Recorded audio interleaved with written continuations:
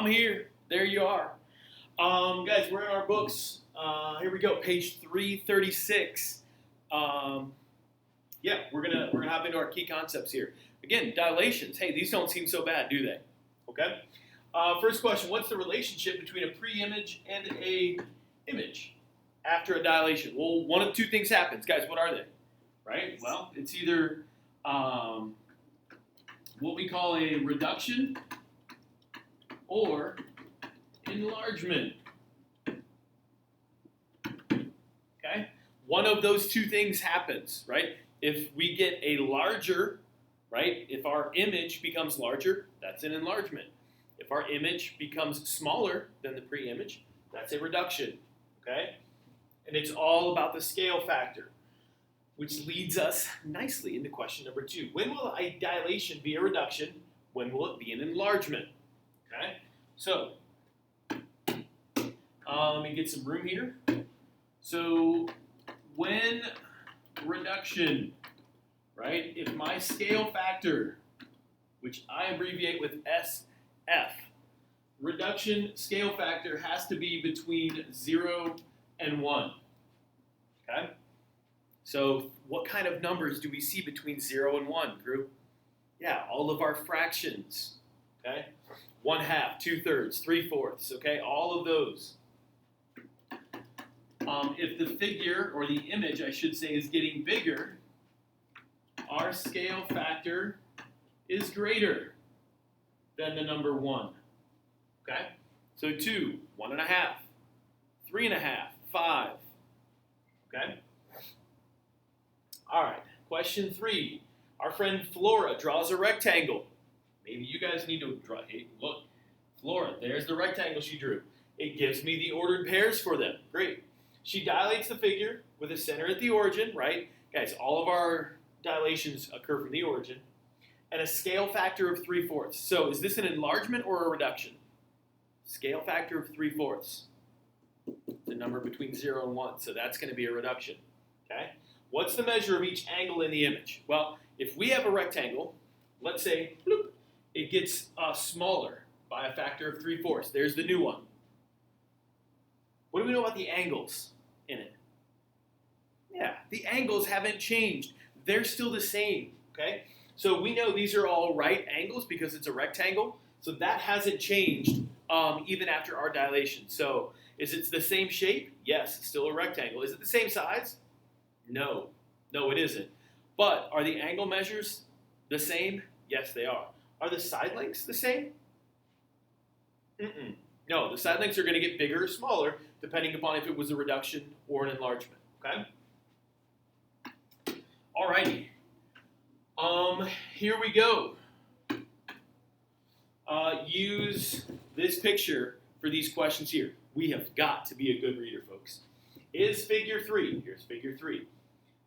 It says figure 3 is the image of figure 1. So figure 3 is the image, figure 1 is the pre-image. Okay? What is the scale factor? So if we're trying to find scale factor, right?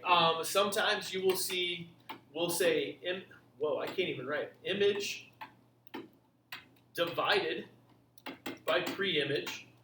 Okay? Sometimes I like to say new divided by old. Okay? Whatever expression works best for you. Okay? But it says right here, figure 3 is the image. That's going to be our numerator number. Figure 1 is the pre-image. So find the scale factor. So I want to pick a side length for figure 3, and I want to divide that by the same side length for figure 1. Okay? So guys, here we go. Figure 3, figure 1. So this side of the triangle is 1, 2, 3 is 4. Right? 4 squares or 4 units. This one is just 1. So what is my scale factor? It's 4. Okay? Meaning this triangle gets 4 times bigger, turns into that triangle right there. Okay? Question 5. What are the coordinates of the image of figure 2? With a center at the origin and a scale factor of 3.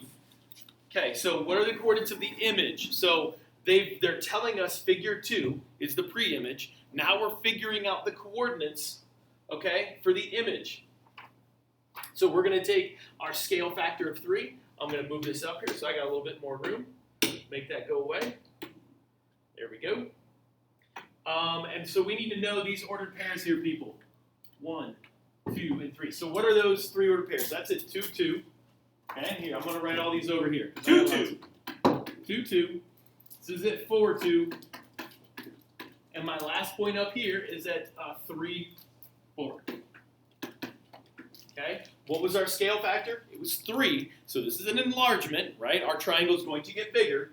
So I'm just going to multiply each x and y coordinate by the scale factor for my new x and y ordered pair. So each of these, 2, 2, gets multiplied by 3.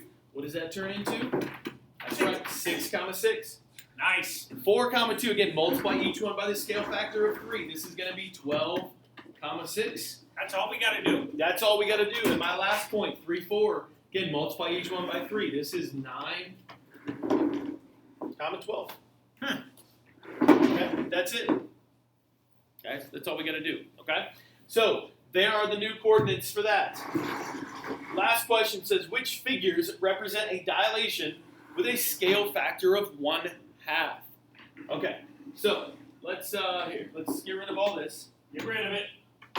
Put it in the tumble machine. Make it go away. So we got to figure out which one gives us a scale factor of 1/2. So remember what I said earlier. We find scale factor. Image Divided by. divided by pre-image. I always like saying original. Well, you know what? We talked about new divided by old. That works too. So image divided by pre-image. And remember, guys, we want this to be 1/2. Okay? So we want this to be 1/2. So meaning whatever number we put for our image, when we compare it to our pre-image, it's going to be, this will be bigger. Okay?